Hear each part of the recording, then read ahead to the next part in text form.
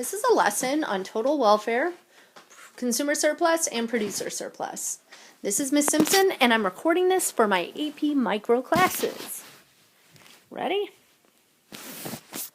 First of all, total welfare is also known in economics as economic surplus. It is the sum of the producer and consumer surplus. We'll find that it is maximized at the point of allocative efficiency. Now, we've seen allocative efficiency in Unit 1 as a point where marginal benefit is equal to marginal cost, and we're seeing it in Unit 2 where supply equals demand. Let's take a look at a graph. Here's our perfectly competitive market graph, and we see that the price at equilibrium and the quantity at is where the graph is at allocative efficiency. The area that was shaded in green is known as total welfare.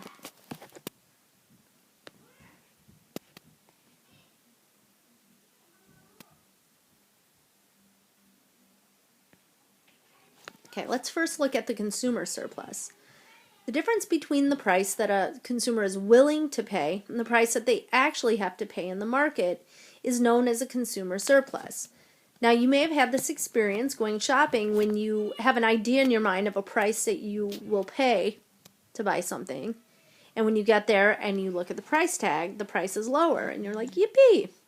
I know that I've told you a story about a dress that I bought, and I was willing to pay $260 for the dress, but in the end I paid $60. So that $200 that I saved was my consumer surplus, and I would be able to use that money in other markets. Let's take a look at this on a graph.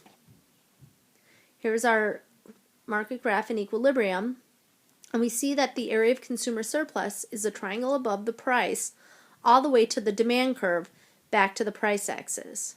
Now, if we think about the demand curve as all the prices and quantities that people are, or the quantities that people are willing to buy at every single price, we see that above the equilibrium price, there were quantities that would have been bought if the price were higher. But these people did not have to pay that higher price. Instead, they paid the market price, and this gave them consumer surplus, money that they could spend in other markets. Okay, let's think about the producer surplus. Producers react differently, according to the law of supply, that they would like to have higher prices. So when we think of the producer surplus, it's the difference between the price a seller is willing to accept and the higher price that they actually receive.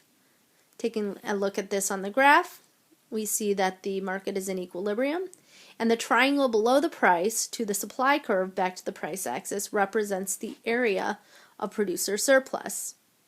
If we think about the supply curve as all the quantities that sellers are willing to sell at every single price, we see that below the equilibrium price there are points on the supply curve where sellers would have sold this product at a lower price. But because the market price was higher, they didn't have to. And for them, this is their yippee moment, and this is going to translate into higher revenues and hopefully for them higher profits. Total welfare is the sum of consumer surplus and producer surplus. And when we look at this on a graph, we want to think about calculating consumer surplus and producer surplus using the formula for the area of a triangle. You may remember this from your geometry class, that the area of a triangle is calculated by taking 1/2 times the base of the triangle times the height of the triangle. First, let's start with the consumer surplus. This graph is the market graph in equilibrium, and this graph has numbers on it. We see that the equilibrium price is $10 and the equilibrium quantity is $100. When we put in our area of a triangle formula for the consumer surplus, we want to take 1/2 times the base. Notice that the base goes along the quantity axis, and it is 100 where we're at equilibrium. So that's going to be the base of the consumer surplus triangle. And we're going to take that times the height of the triangle. And the height of the triangle is the $20 at the top of the demand curve minus the $10 at equilibrium. So the height of the triangle is $10. So if we take 1/2 times 100 times 10, that's going to give us 1,000 divided by 2, or $500. The consumer surplus is equal to $500.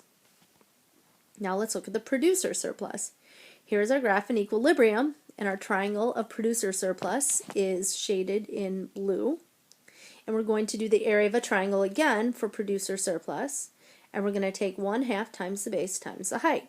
The base of this triangle is once again along the quantity axis, and it's 100. And if we look at the height, it's going to be $10 at equilibrium minus 0 at the bottom of the supply curve. So the height of the triangle is 10. 1/2 times 100 times 10 is 1,000 divided by 2, or $500. So the area of producer surplus in this triangle is $500. This graph is going to have shaded the consumer surplus in red again and the producer surplus in blue again. And at the point of allocative efficiency, we say that this is where total welfare is maximized. Total welfare is outlined in green, and it's the entire triangle that includes both the producer surplus and the consumer surplus. So if we add this together, the $500 producer surplus plus the $500 consumer surplus, we see that the total welfare is $100. On any graph, the point where we're at allocative efficiency is going to have the maximum total welfare. So the maximum total welfare is $100. And in a market graph, and on a point where we're at allocative efficiency, we see that the producer surplus and the consumer surplus are split evenly amongst the two. Alright, here's a graph with different numbers. The graph is marked at equilibrium with a price of $12 and a quantity of $50. The highest price that a consumer would be willing to pay is $20, and the lowest price that a seller would be willing to accept is $4. See if you can use this information to calculate the consumer surplus, the producer surplus, and the total surplus.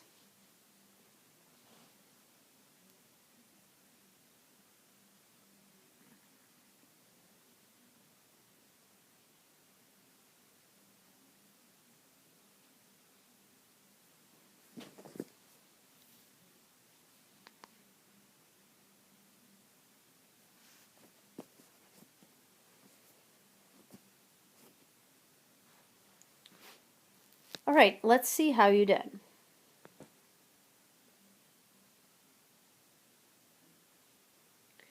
All right, if we take the area of consumer surplus as 1/2 times the base, which is 50, times the height, which is 20 minus 12, so 8, 1/2 times 50 times 8 is 400 divided by 2, which is $200. So the area of consumer surplus is $200.